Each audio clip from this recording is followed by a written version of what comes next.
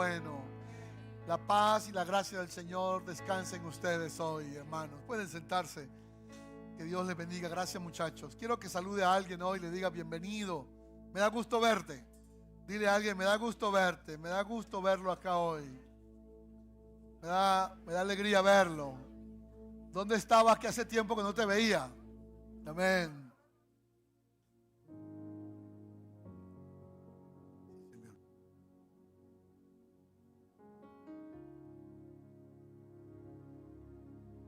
De predicar, quiero motivarlos a que estamos listos para nuestro retiro este fin de semana, no el otro.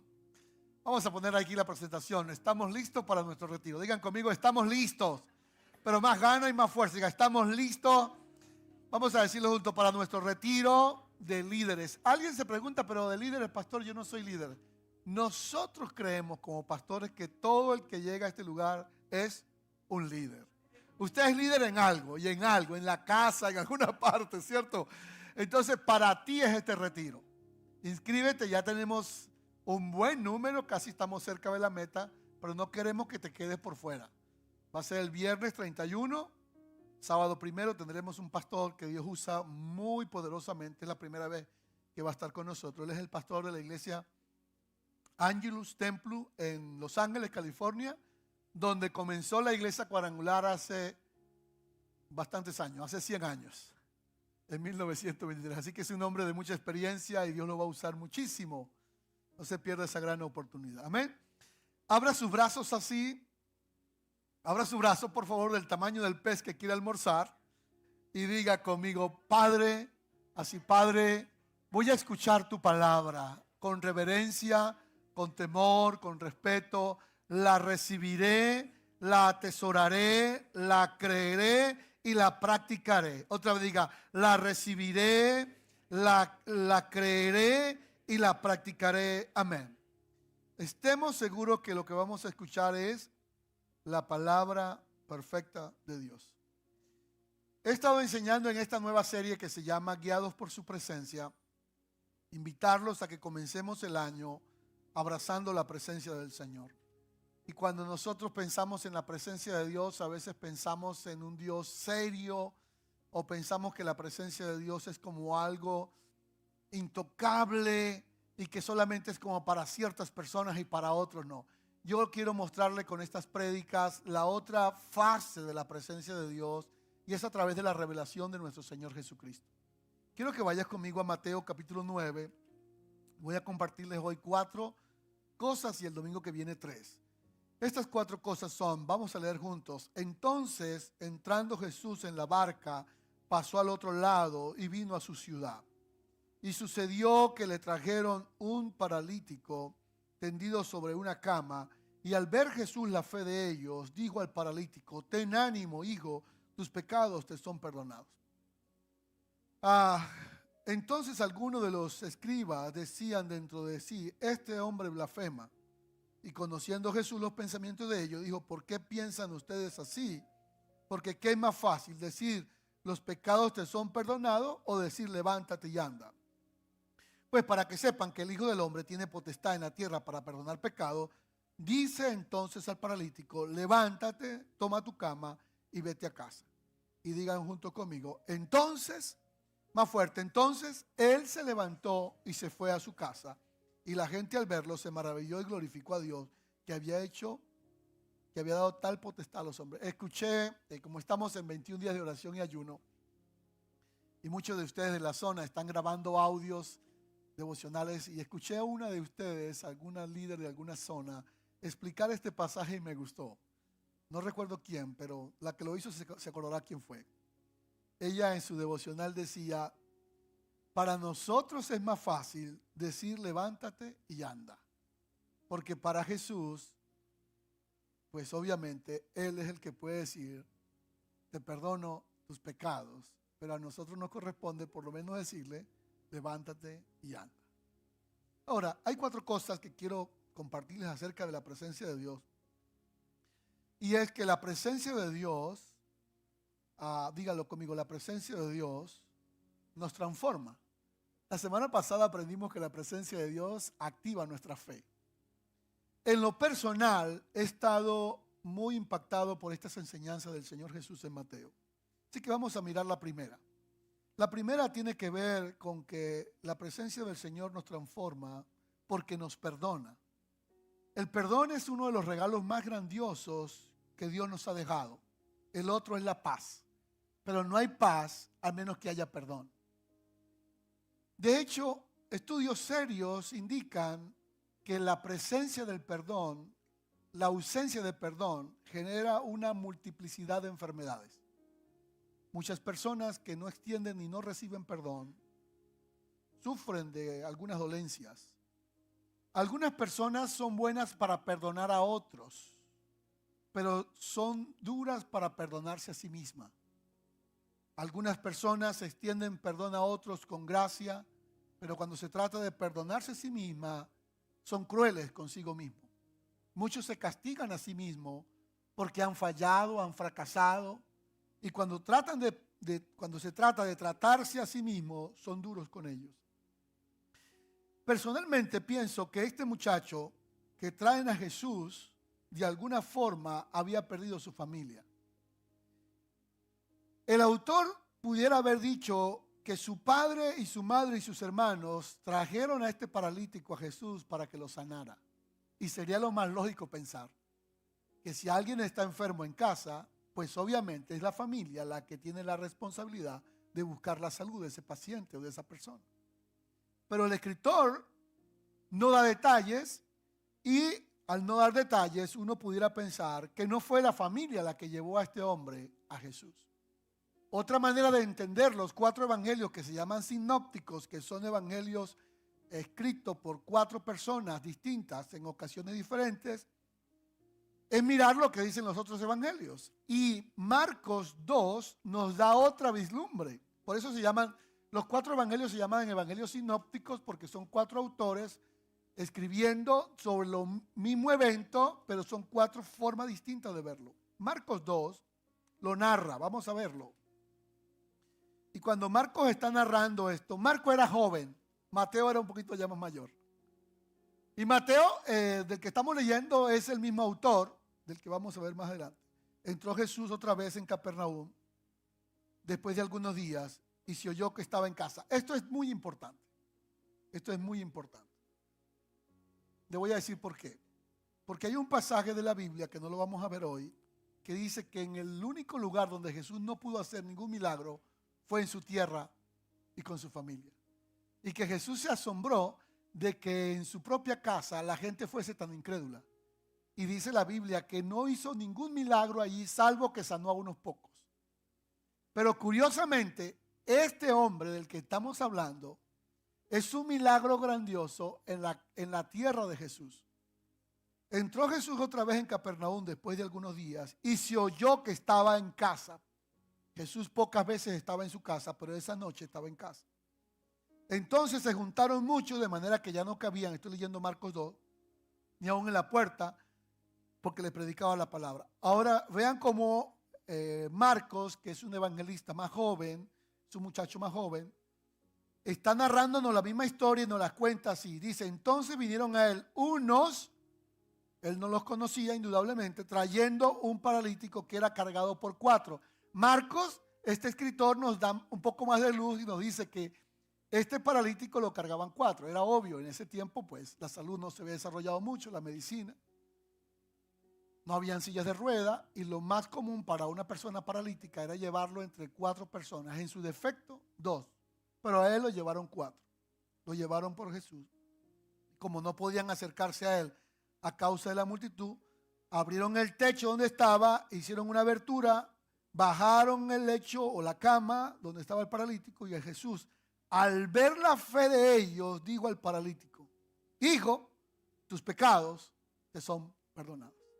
Amén. Usted también puede buscar esta misma historia en Lucas, que es médico, por cierto. Lucas es médico. Aquí tenemos como 3 médicos en la iglesia. Y me alegra mucho tener médicos entre nosotros. Lucas era médico y como médico él nos va a contar algo también importante. Pero el punto es que este hombre lo traen donde Jesús y Jesús le dice, tus pecados te son perdonados. Ahora, ¿qué les parece a ustedes si nosotros unimos el perdón con la salud? Parece entender que Jesús nos quiere enseñar a nosotros que el perdón está ligado con la salud. De hecho, dice, tus pecados te son perdonados. Y entonces después le dijo, levántate y anda. Jesús se encargó de resolver un problema interno de este hombre, que fue la falta de perdón de sus pecados. ¿Podemos entonces nosotros decirnos, ¿tiene el pecado el poder de paralizar a una persona? Sí. El pecado puede paralizar a una persona, hacerlo paralítico. No solamente físicamente, sino mentalmente, emocionalmente. Paralizarlo, imposibilitarlo, quitar todas sus facultades. Y cuando veo la palabra pecado, religiosamente la usamos como para señalar a los demás, pero quiero referirme a dos palabras que encierra el pecado y que debemos manejarlo nosotros. Una es la culpa y otra es la vergüenza. Muchas veces nosotros no logramos muchas cosas o florecer en la vida, escuchen bien, porque a causa de un pecado que usted haya cometido, un fracaso, o no necesariamente usted ha cometido un pecado, óigame bien, muchas personas no florecen en la vida es porque han sido lastimados en alguna área de su vida. Por ejemplo, una mujer que fue abusada, una joven que fue abusada cuando era niña, fue abusada por su padre o fue abusada por cualquier otra persona, o un joven que fue abusado, o uno joven que fue maltratado cuando era niño, o un joven o un niño que desde muy temprana edad comenzó la promiscuidad sexual. Ese niño, esa persona fue lastimada en su alma, en su mente y en su corazón. Y cuando este niño va haciéndose hombre o esta niña va haciéndose hombre, como no habló de eso con nadie, porque no quiso hablarlo con nadie, porque eso le produce vergüenza. Y aquí es donde hay dos cosas que es muy importante entender, cómo las personas necesitamos ser liberados para florecer y prosperar. Como no hablamos de nuestros quebranto emocional y lo tenemos guardado, guardan el quebranto por años, por año.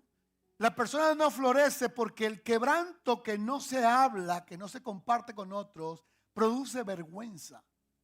Entonces la hija, la niña no habla con su padre, con su mamá, de que su padrastro está abusando sexualmente de ella porque le da vergüenza.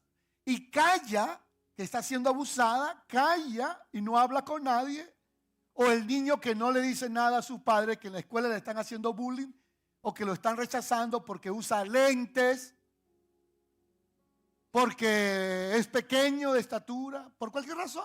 Entonces él se guarda eso y no lo conversa porque le da vergüenza. Y esa vergüenza que el niño sufre o la niña sufre, si nosotros no sanamos eso, cuando nos hacemos adultos, nos convertimos en unos adultos paralíticos emocionalmente, espiritualmente, y las facultades de florecer y prosperar se limitan. Entonces, hermanos, cuando ocurre eso se da lo que es la dependencia emocional. Por eso este hombre no puede andar, y es obvio que no puede andar solo. Tienen que haber 4 personas para que lo lleven. No sé si usted conoce a alguna persona o es usted mismo o soy yo mismo, que tenemos que depender de otros para muchas cosas. Puede ser que el temor te ha paralizado. Vamos a pensar hoy día en un chico cuando fue a la escuela y lo pasaron a exponer públicamente. Le dijeron, hoy te toca exponer públicamente. Y ese día lo hizo mal. Entonces lo ridiculizaron públicamente, lo avergonzaron y la maestra o el maestro, que tampoco era muy sabio, terminó riéndose de él. Ese niño o esa niña, por ese quebranto emocional, pues sencillamente quedó paralizado. Y si él no sana eso, no cura eso, nunca más se podrá presentar en público porque le da pavor hablarle a un público porque quedó quebrantado y paralizado. Algunos padres también marcaron a sus hijos diciéndole cualquier cosa, le decían. Tú eres un tarado, tú no sirves para nada. Y limitaban a una persona. Este hombre era un dependiente físico y emocional. Necesitaba siempre para moverse a 4 personas. Y la dependencia, la única dependencia que es buena es la dependencia de Dios. Este hombre estaba imposibilitado, pero vean ustedes que la salud está ligada al perdón. Jesús, para sanar a este hombre, él podía haberle dicho, levántate, camina, ya está sano. Pero él nos enseña una gran lección. Él le dijo, mira, ten ánimo, hijo, tus pecados te son perdonados. Hizo tres cosas. Primero, levantó su estado de ánimo, el valor. Puedes decirle al que está cerca suyo hoy, ten ánimo. Dígale, por favor, dígale, ten ánimo. Las cosas van a estar bien. Dígale a alguien más de la otra línea, las cosas van a estar bien. Están difíciles hoy, no sabemos qué pasará, pero van a estar bien. Ten ánimo, levanta tu ánimo. Amén. Qué lindo es escuchar eso de alguien que le diga a uno, vamos hermano, lo vas a lograr. La segunda cosa que Jesús hace con él es recuperar su dignidad y su identidad cuando le dice hijo, hija. Hay dos palabras muy poderosas en la vida, una es padre y la otra es hijo. Nosotros los que somos padres sabemos que no hay una palabra más dulce para nosotros los padres que la palabra hijo. Los hijos alegran nuestro corazón. Este hombre posiblemente había perdido la familia porque en ese tiempo casi todos los que eran o leprosos o paralíticos tenían que ser echados prácticamente de la casa porque no podían sostenerlos. Y como la familia no podía cubrir sus necesidades, lo dejaban a un lado. Y los paralíticos, como en el caso del estanque de Betesda, había muchos paralíticos, muchas personas enfermas. Pero el punto acá es que el Señor perdona los pecados. Yo te digo algo. La segunda cosa, primero es la vergüenza. Y la vergüenza no solamente es por el pecado cometido, sino es por el fracaso vivido. Lo copiaste en la mente que ustedes escriben todo en su mente. La vergüenza no es por el pecado cometido, sino es por el fracaso vivido. O sea, no solamente nos paralizamos porque hayamos cometido un gran pecado, no. A veces lo que nos paraliza para prosperar y florecer en la vida es la vergüenza por el fracaso vivido. Intentaste un negocio, intentaste un matrimonio, una relación, fracasaste y ahora cuando vas a empezar una nueva relación matrimonial, cuando ves que la cosa va muy en serio, te animas y el chico te está pretendiendo y tú estás muy contento y alegre, pero cuando ves que va muy en serio, viene a tu mente la imagen de tu fracaso que tuviste en tu primera experiencia de noviazgo. Entonces, y el hombre dice, pero bueno, aquí maté yo, ¿qué hice yo? El fracaso nos produce vergüenza. Pero luego el fracaso tiene un primo hermano que se llama la culpa. Y la culpa sí es producto de algún quebranto de un mandamiento. Cualquiera sea lo que este hombre tenía, estaba paralítico y Jesús sabe que hay tres maneras de sanarlo. Primero es levantar el ánimo de este hombre. Segundo es recuperar la identidad como hijo. En la familia es muy valiosa, es muy importante. Dígalo conmigo, la familia, vamos con media fuerza, diga, la familia es muy importante. La familia es muy importante. Hay varios tipos de familia. Pero a mí me impresionó cuando estudié esto hace algún tiempo, los tipos de familia. Un tipo de familia del cual nosotros nos olvidamos muy a menudo. Y en la Biblia está. Es la familia de los solteros. Cuando uno está casado, se olvida de que hay gente soltera. Y nos volvemos a veces inmisericordia con la gente soltera. Pero en la Biblia hay una familia de solteros. Y para gran aliento de mis hermanos que están solteros hoy, que todavía no se han podido casar, y para gran esperanza, déjame decirle que el hogar preferido donde Jesús descansaba era en la casa de los solteros.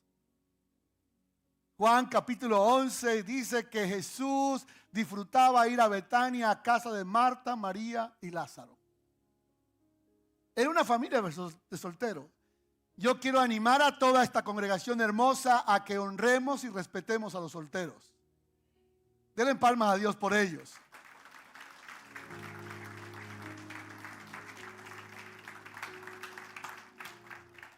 No nos burlemos de las hermanas que están solteras o de los hermanos que están solteros, ni hagamos chistes de ellos. ¿Qué les parece? Hay que entender la teología del soltero. A veces no se han casado porque no han podido, a veces no se han casado porque no han conseguido. Yo tuve una experiencia que nunca más la volveré a cometer y ustedes tampoco cometan ese error. Había un hermano en la iglesia donde fui pastor por varios años que no se casaba de ninguna manera. Y yo a manera de chiste siempre decía, voy a cambiar el nombre para resguardar su seguridad, su protección. Decía, a veces ustedes están como el hermano tal, que está como flor de barranco. ¿Cómo es eso? ¿Sí? Todo el mundo lo ve, pero nadie lo agarra. Y hacía ese chiste muchas veces, porque le tenía confianza, hasta que un día él de buena fe y de buena gana se acercó y me dijo, pastor, no sabes cuánto me lastimas con eso. Porque yo sí quiero que alguien me agarre. Yo sí quiero que alguien se fije en mí. Así que nosotros como iglesia cuadrangular debemos honrar a los solteros. Debemos valorarlos porque no están solteros. Puede que haya una excepción, 1 entre 1000 que están solteros porque eligieron estar solteros, pero esas excepciones son muy requete contadas. Muy pocos tienen el don de contingencia, ya ese. Tienen más el don de contenencia. Entonces, es muy importante la familia. Y nosotros como iglesia somos una familia, se llama la familia de la fe. Somos, dígalo conmigo, somos la familia de la fe. Vamos juntos, digan, somos la familia para el que está soltero, para el que está casado, para el que está paralítico, para el que tiene éxito. Somos la familia de la fe. Número 2, el otro aspecto importante de esto es Mateo 9:9. Jesús vino y vio a un hombre llamado Mateo que estaba sentado en el banco de los tributos públicos. Le dijo, sígueme, y se levantó y le siguió. Y aconteció que estando él sentado a la mesa en la casa, he aquí que muchos publicanos y pecadores que habían venido se sentaron juntamente a la mesa con Jesús y sus discípulos. Y oyendo, vieron estos, los fariseos dijeron a sus discípulos, ¿por qué come vuestro maestro con los publicanos y pecadores? Jesús dijo, los sanos no tienen necesidad de médico, sino los enfermos. Vayan y aprendan lo que significa misericordia quiero y no sacrificio, porque no he venido a llamar a justos, sino a pecadores al arrepentimiento. La segunda cosa importante que produce la presencia de Dios en nosotros es que Él nos invita a seguirlo. ¿Cuál es la segunda cosa? Si ven ustedes que la presencia de Dios no es mística, no es como intocable, la presencia de Dios es que Él te invita a seguirlo. Ahora, el paralítico número 1 lo llevan entre varios y lo ponen al lado de Jesús. Pero este segundo paralítico, que es importante que ustedes lo vean, es un paralítico emocional, espiritual. Es la persona que se siente aislada y rechazada. Totalmente. Y Mateo era rechazado, pues era obvio, porque era un cobrador de impuestos. Y los cobradores de impuestos eran emisarios romanos que vivían en Judea o Jerusalén y cobraban impuestos para el imperio romano y pagaban como 4 o 5 impuestos los ciudadanos. Y si el impuesto eran $100, ellos cobraban $150, 100 le daban al imperio romano y $50 se guardaban ellos en la bolsa. Y era legal. Legal en el sentido de que el imperio romano lo aceptaba, pero los hermanos que estaban con ellos estaban al borde de la locura y querían matar a cualquier de esos cobradores de impuestos. Ahora Jesús ve a Mateo y Jesús no le dice ni hijo, ni le dice levántate, ni le dice tus pecados te son perdonados. ¿Lo están viendo? Él no le dice nada de eso a un bandido como Mateo. Él le dice ¿cómo le dice? Sígueme. Gloria a Dios. Yo alabo a Dios por eso. Siempre alabo a Dios por eso. Porque siempre digo, si el pastor que me pastoreó a mí cuando yo era muchacho supiera todo como yo andaba, nunca me hubiese dado ninguna oportunidad. ¿Sí? Y Él nunca me miró mis pecados, sino que te dice a ti y a mí, ¿cómo? Sígueme. ¿Pueden dar un gloria a Dios conmigo fuerte? Gloria a Dios. Jesús, nuestro Señor, su presencia es tan poderosa que Él nos invita a seguirlo. Cuando tú sigues al Señor Jesucristo, en el camino de seguro tu vida va a cambiar. Alguien alaba a Dios, sígueme. Y Mateo se levantó y le siguió. Ahora, ¿qué significa seguir al Señor? A mí me impacta de este pasaje de Mateo algo curioso. Y es que este Mateo que siguió a Jesús es el autor del Evangelio que estamos hoy estudiando.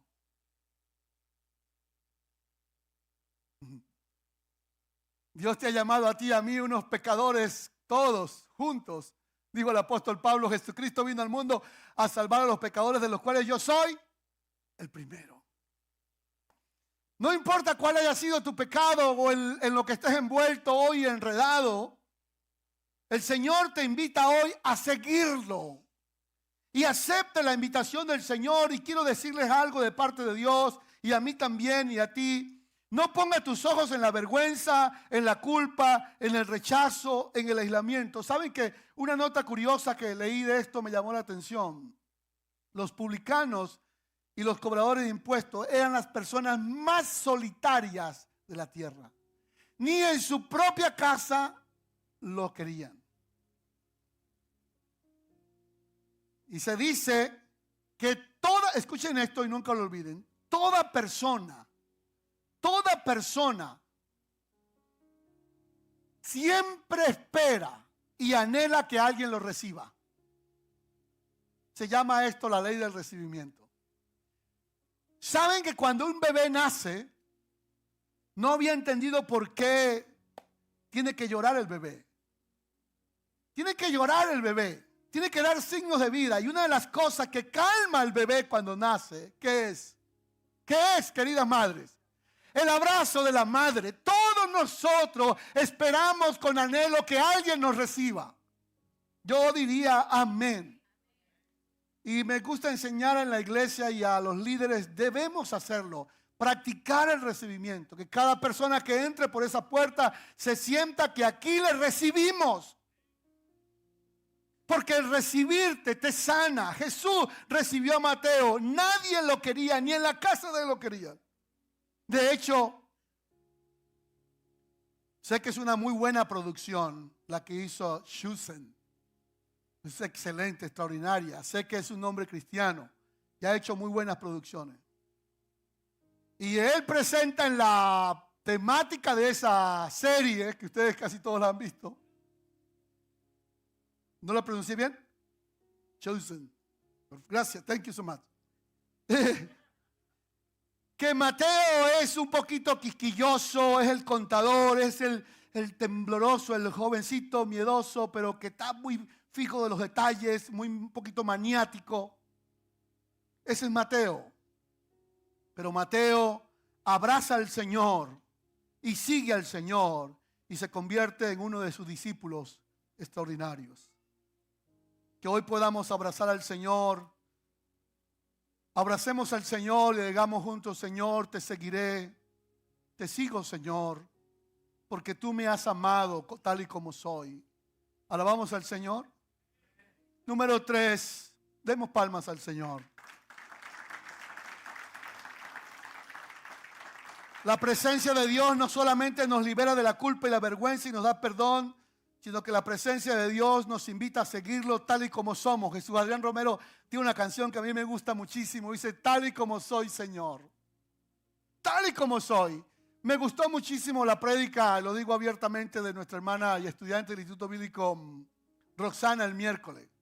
Ella habló de una manera muy sencilla, muy única, acerca de ser auténticos. Ser como somos, auténticos, sin máscaras. Amén.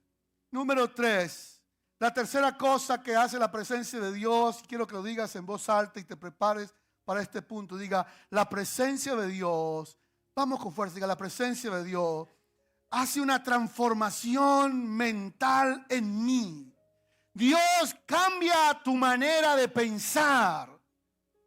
Y cambia mi manera de pensar. Entonces vinieron a él los discípulos de Juan diciendo: ¿por qué nosotros los fariseos ayunamos muchas veces y tus discípulos no ayunan? Eso lo llamo yo transformación mental. Y hay tres cosas que quiero que anotes aquí. Dios, o la presencia de Dios cuando viene a nosotros, quiere hacernos libres, darnos libertad del espíritu de comparación. Una de las cosas que no te deja crecer a ti es el compararte con otros. Los discípulos de Juan, ellos de alguna manera habían caído en una pequeña trampa de la comparación. Y esa comparación a veces se da en la gran pregunta. Primero, la comparación. Segundo, la gran pregunta del por qué. El por qué yo sí y él no. O el por qué yo no y él sí. Esa pregunta existencial es muy fuerte en la vida. Señor, ¿por qué tú bendices a él y a mí no me bendices? ¿Por qué tú a él le das salud, que es tan malo y requete malo, y anda en tremendo carro y con buena salud, y yo que te sirvo y te honro, entonces siempre tengo alguna situación que resolver? Primero, la comparación es dañina, perversa, aniquiladora. Y segundo, la pregunta del por qué, hay que reemplazar esa pregunta. ¿Y cómo se reemplaza esa pregunta del por qué él sí y por qué yo no? La manera de uno reemplazar esa pregunta que yo he encontrado por la Biblia y por la experiencia es: aprende a disfrutar lo que tienes y lo que Dios te ha dado. Alguien alaba a Dios. Aprende a disfrutar de las bendiciones que tienes ahora, de lo que Dios nos ha dado. Disfruta este día. ¿Alguien grita amén? Es posible que estás aquí hoy y estás pensando en tu casa, en el trabajo mañana, en la aplicación, en la deuda. Queridos, bajen, aterricen, pisen tierra, cálmense. Disfruta este momento. Disfruta la presencia de Dios en esta casa, la gloria de Dios. Disfruta a Dios, disfruta su presencia. Jesús calmó a los discípulos de Juan porque tenían tres problemas serios. Problema número uno, la comparación. Problema número dos, la gran pregunta del por qué él sí y yo no. Y tercero, esta nunca se le olvide: la tendencia a basarse solo en el rendimiento. Me valoran si rindo, te valoran si rindes. Si no rindes, ya no nos es útil a nosotros. No caigas en la trampa de valorar a los demás por el rendimiento. ¿Alguien puede decir amén? Voy a gritar a los cuatro vientos: no caigas en la trampa de valorar a los demás por el rendimiento. Valóralos como lo valoró Jesús. Valóralos por lo que son. Aleluya. Jesús nos enseña tremenda lección. Jesús calmó a los discípulos de Juan con esas tres grandes lecciones. No te enfoques si yo ayuno o no ayuno, le dijo Jesús a ellos. Disfrútame a mí que estoy aquí. Va a llegar un momento que ya yo no estaré en pocos días. Entonces ahí sí vas a tener que ayunar. Eso es profundo. Esto es profundo. Muy profundo. ¿Saben por qué es profundo? Porque ellos tenían a Jesús, el autor de la vida, el que sana a los enfermos, el que trae libertad, pero en el afán del rendimiento, el querer dar más y hacer más para demostrar que sí soy capaz, te pierde el momento tan lindo de disfrutar al Señor, su gloria, su majestad, su presencia. Muchos de ustedes yo sé que no oran mucho. Yo no vine a culparlos hoy, vine a liberarte hoy, a decirte: mira, no tienes que orar 1 hora, 2 horas, pero en el mueble de tu casa, cierra tus ojos, no te vayas a quedar dormido, y si te quedas también está bien. Pero enfócate en Jesús, disfruta al Señor. Pon una música de adoración, de quietud. Si en esos minutos trae paz a tu alma, a tu mente, tus pensamientos, y la presencia de Dios toca tu vida y comienzas a llorar y a experimentar algo glorioso, estás en el lugar correcto. Así no tengas que 30 días de ayuno, 40 días de ayuno para que la gente vea que ayunaste. No. Ayuna en silencio. Y ahí en esa quietud de tu espíritu, esa es la enseñanza de Jesús. 3 males dañan nuestra forma de pensar: la comparación, la gran pregunta del por qué el sí y yo no, y la tendencia a basarnos solo en el rendimiento. Jesús le dice a ellos, la manera de corregir esos 3 problemas es esta. Le dijo, ¿acaso puede, entre tanto que el esposo, acaso hay luto en tanto que el esposo está con ellos? En otras palabras, ¿acaso pueden los que están de bodas tener luto? En otras palabras, ¿pueden estar tristes ustedes si yo estoy con ustedes? Están tan enfocados en hacer tantas cosas, pero no me están disfrutando a mí. Hace poco le pedí a una profesora que corrigiera uno de mis libros recientes que estoy escribiendo. Y una profesora de castellano estaba corrigiendo mi libro. Y después que lo corrigió, le pregunté, ¿y qué te pareció el libro? Y ella me dijo, pues el libro me hizo pensar que el hacer tantas cosas, terminé perdiendo mi relación con el Señor. Terminé perdiendo mi relación con Dios. Estoy tan ocupada en 1500 cosas que perdí mi relación con el Señor. Quiero que levantes tus manos y le digas al Señor, Señor, Padre mío, quiero disfrutarte. Quiero disfrutar un minuto de oración, de paz, de lectura de tu palabra. Quiero disfrutarte en casa. Amén. Amén. ¿Saben? Jesús le dijo a ellos más cosas, pero ya voy a dejar hasta ahí. Cuarto y último. Este punto que viene es muy importante. Para mí lo fue y sé que es para ustedes. Se llama la fe y el riesgo.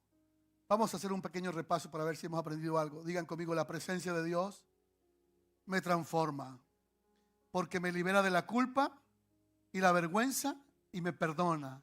La presencia de Dios me invita a seguirlo.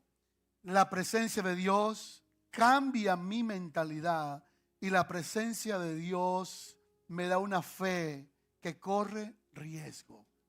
Quiero que leas este pasaje conmigo y terminamos. Mientras él le decía, el versículo 18, estas cosas, vino un hombre principal y se postró ante él diciendo, mi hija acaba de morir, mas ven y pon tu mano sobre ella y vivirá. Se levantó Jesús y le siguió con su discípulo. Y este es el pasaje que voy a comentar ahora. Y he aquí una mujer enferma de flujo de sangre desde hacía 12 años, se le acercó por detrás y tocó el borde de su manto, porque ella decía dentro de sí, ni siquiera lo hablaba públicamente, si yo tocare solamente su manto, seré salva. Pero Jesús, volviéndose y mirándola, dijo, ¿cómo le dijo, por favor? Ten ánimo, hija, tu fe te ha salvado. Amén. ¿A quién le dijo Jesús esas mismas palabras de lo que predicamos hoy? Al paralítico, con una pequeña y gran diferencia. Le dijo, ten ánimo a los dos. Hijo, le dijo a los dos, pero al paralítico le dijo, tus pecados te son perdonados, pero a la mujer con el flujo de sangre le dijo, fue, tu fe te ha salvado. ¿Cuál es la enseñanza de esto? La enseñanza de esto es que la fe nos hace a nosotros correr ciertos riesgos. Y quiero que se lleven esto en su cabeza. Las personas que son más llamadas a correr riesgo son aquellas personas que tienen 2 características. Una, que han fracasado en casi todo, y 2, que no tienen nada que perder. Pueden preguntarle a Thomas Edison cuántas veces fracasó para hacer la bombilla eléctrica. Repito, las personas que están más llamadas a correr riesgo son aquellas que han fracasado casi que en todo y que han perdido. No tienen nada que ofrecer. Pero saben, curiosamente, quiero dejarles este mensaje. Se dice que las personas cuando van pasando de cierta edad pierden la capacidad del riesgo. Tome aire y respire profundo. No se pongan viejos, por favor. Pero está demostrado y es real. Cuando usted era de 20 años o 18 años, usted no había nada que lo parara. Cuando ya llega a los 40, calcula todo y pierde la capacidad del riesgo y se conforma y se amaña en la condición en la que está.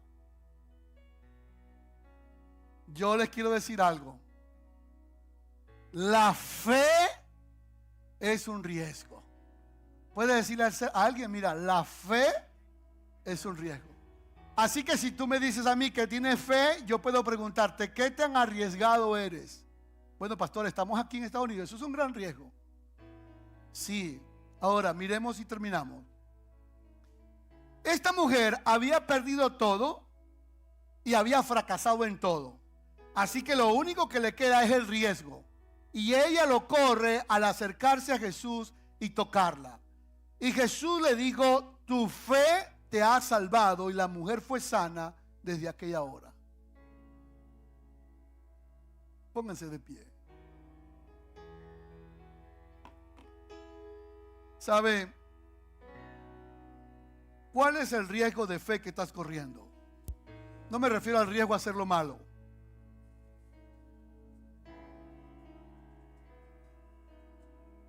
Por eso que les dije ahora de que las personas cuando vamos envejeciendo perdemos la capacidad de riesgo y nos da miedo todo. Yo estaba contento, pensaba que cuando uno iba envejeciendo era más valiente. Pero no, la psicología y la ciencia de la conducta lo asustan a uno porque dice que cuando uno va envejeciendo se pone más miedoso. Por eso Dios le dijo a Abraham, sal de tu tierra y de tu parentela a la tierra que te mostraré. Escuchen esto con paciencia. Dios siempre produce circunstancias en nosotros que alteran nuestra dinámica de vida para que sigamos siendo personas que corramos riesgos. Lo vuelvo a decir con calma. Dios siempre provoca ciertas circunstancias en la vida de nosotros para que sigamos siendo esas personas que corremos ciertos riesgos de fe. Una historia me impactó mucho. Voy a tratar de resumírsela. Es la historia de Melinda Ravin. Melinda Rakin nació en 1811. Fue una mujer que nació en un hogar término medio acomodado aquí en Estados Unidos. Cuando ella creció en esa casa, ella conoció al Señor Jesucristo a cierta edad. El día que ella conoció al Señor Jesucristo, su vida cambió para siempre.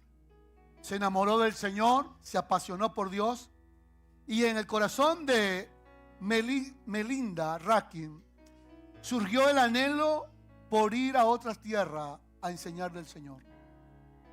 A ella le dolía ver que en México no habían cristianos.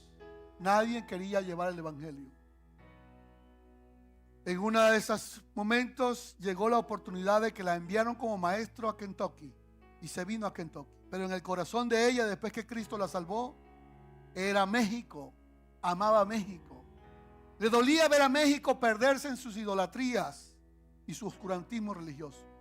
Melinda Rakin le dieron la oportunidad de irse cerca del río Mississippi y ahí estuvo un tiempo también, pero su corazón era México, porque el Señor que le había perdonado y salvado, ella tenía pasión por él. Entonces comenzaron la guerra entre Estados Unidos y México y ella fue a parar a la frontera, y ahí en la frontera ella rentó 2 habitaciones. En una habitación dormía y en la otra habitación la convirtió en una escuela para enseñar el evangelio a los que estaban en frontera. Pero en ese momento ella mandaba cartas para todas partes diciéndole a las organizaciones que manden a México, a ayudar a México, que manden a México. Sin embargo, ella un día en oración dijo esta frase: si nadie quiere ir, entonces dígalo conmigo, seré yo, Señor. Digan conmigo, si nadie quiere ir, seré yo, Señor. Otra vez, si nadie quiere ir, seré yo, Señor. Y Melinda Rakin estaba ahí en la frontera, su corazón era México, y comenzó la guerra civil en Estados Unidos. Y fue la oportunidad para ella cruzar la frontera e ir a parar a México. Y estando en México, Melinda Rankin, a los años, ya había establecido la primera iglesia cristiana en México, con una escuela para seguir enseñando a los nuevos conversos el evangelio del Señor. Cuando ella regresó a Estados Unidos después de muchos años de servicio en México, se le acuñó una frase que decía esto. Ella resumió su vida con esta palabra: no he encontrado en el diccionario del reino de los cielos la palabra desaliento. Amén. Díganlo conmigo. No he encontrado en la palabra, en el diccionario del reino de los cielos, la palabra desaliento. Así que saca pecho y levanta tu rostro. Si hoy estás desalentado, desanimado por lo que estás viviendo, quiero que lo digas conmigo en voz alta. La presencia de Dios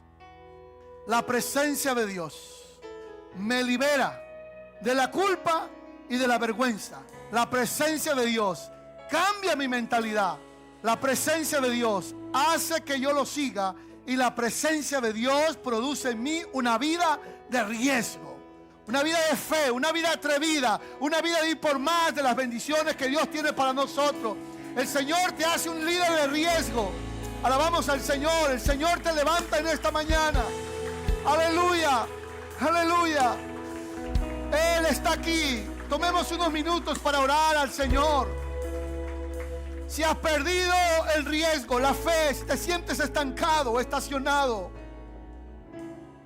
sabes, el Señor quizás no te va a mandar la respuesta como tú la estás esperando, en un sobre terminada. Tome, aquí están los $100 que necesita. Es posible que te mande la respuesta en una envoltura que se llama riesgo. Padre, gracias. Extiendo mis manos sobre este pueblo. Son gente extraordinaria. Yo te pido que en esta mañana te hagas tan real entre nosotros, que cada uno de los que estamos en esta reunión hoy podamos sentir tu presencia. Cierra tus ojos conmigo. Todos mantengan sus ojos cerrados. Dígale: quiero experimentar tu presencia. Disfruta la presencia del Señor, que te invita y te dice: yo te perdono, hijo, yo te perdono, hija. Yo te libero de la culpa, yo te libero de la vergüenza. Levántate, levántate. Si has fracasado muchas veces, levántate, levántate. El Señor te dice en esta mañana: sígueme. Y mientras me sigas, yo estaré contigo en las buenas, en las malas. Te daré fuerza. Ten ánimo, ten ánimo, ten ánimo, hijo. Escucha las palabras de Jesús hablándote hoy así a ti ahí cerca tuyo. Ten ánimo, hijo, ten ánimo, hija. Tu fe te ha salvado. Señor, sálvanos de la comparación, de basarnos solo en el rendimiento. Sálvanos de esa mala práctica y permítanos disfrutarte. Oh Dios, oh Dios. Por siempre cantará. Aleluya. De tu grandeza. Disfrutamos tu presencia, Señor. La hermosura de tu gloria anunciará. Disfruta la presencia del Señor. Majestad. Abrace a Jesús, nuestro Señor. Generación por Padre, siempre cantará de tu grandeza. ayúdanos a disfrutarte, Señor. La hermosura. Disfruta la presencia del Señor. Mantenga sus ojitos cerrados unos segundos más. Disfruta al Señor. Disfruta al Señor. No busques tanto. No te desesperes buscando tanto a Jesús. Disfrútalo. en el silencio. Dígale: Padre, te amo. Gracias por estar conmigo. Gracias por estar conmigo. Dile al Señor. Quizás no prepares una oración mecánica. Dile solo: gracias por estar conmigo. Gracias por no dejarme solo en este tiempo de aflicción. Gracias porque siempre aparecen 4 que me ayudan a llevar la carga. Gracias por esos 4 sin nombre que tú siempre tienes ahí para ayudarnos a pasar un camino difícil. Dígale: Padre, disfruten al Señor en esta mañana. Disfruta su presencia. Disfrutemos a Dios. No lo busquemos ahora. Él está con nosotros. Dígale: Señor, ¿cuántas veces te he necesitado y tú has estado ahí conmigo? Perdóname por desesperarme tanto en la búsqueda insaciable de respuestas, por tener tantas preguntas, pero permítame disfrutarte hoy y darte gracias por estar con nosotros. Quizá Dios le está hablando a alguien que ha caído en la desesperación de las preguntas, el porqué de las cosas. Ya para eso hoy. Para eso hoy. No caigas en ese espíritu del porqué de las cosas. Dile: Señor, sé y te agradezco que estás conmigo y quiero encargarme de ti, Señor, y quiero seguir adelante. Y el Señor está contigo aquí. Quiero que escuchen esto en silencio. Puede que estés rodeado de muchas personas y a veces te sientas como la mujer del flujo de sangre, que a lo mejor dice: ¿quién entre tanta gente, cuándo Jesús me va a ver? Pero se arriesgó. Se arriesgó. Hay muchos hombres aquí, mujeres, que han perdido la capacidad de riesgo. Están estancados en su vida privada, en su vida financiera, en su matrimonio. Hoy Dios te habla y te sacude y te dice: despierta, despierta a la capacidad de riesgo. Atrévete a crecer. Atrévete a hacer cosas que tú hacías antes y lo hacías bien. Tengo una palabra fuerte de parte de Dios para algunos. Quizás, líder, tú te estancaste por tu propia condición y has alimentado esa condición. Yo te hablo en el nombre del Señor: despierta, despierta. Corre el riesgo de esta mujer del flujo de sangre. Dile: Señor, te toco. Yo voy donde estás tú, Señor. No importa lo que haya en el camino, te busco porque te anhelo, te necesito. Y cuando alguien viene a Dios, es imposible que quede igual. Aleluya. Cuando alguien se acerca a Dios, nunca jamás será el mismo. Algo grande ocurre. Algo grande ocurre en el hombre o la mujer que se rinde a Dios, que se postra ante el Señor como Jairo. Algo grande ocurre, algo grande ocurre. Algo grande ocurre cuando tú tocas la presencia de Dios. Cuando Dios llega a tu casa, cuando Dios llega a tu familia. Algo grande. Aleluya. Dios está contigo en esta mañana. Él te da la capacidad de arriesgarte. Arriésgate a hablarle a alguien de Cristo. Arriésgate a ser un líder de grupo. Arriésgate. Esa fe Dios la honra. Dios la honra. ¿Sabes? Y quizás tú nunca sabrás el día en que seas libre. Pero escuche lo que Dios me enseñó a mí. Pero te darás cuenta en el camino cuando Dios te hace libre. Amén. Alaben al Señor. Padre, te alabo. Honren al Señor. Alaben al Señor. Alaben al Señor. Alaben al Señor. Alabamos al Señor.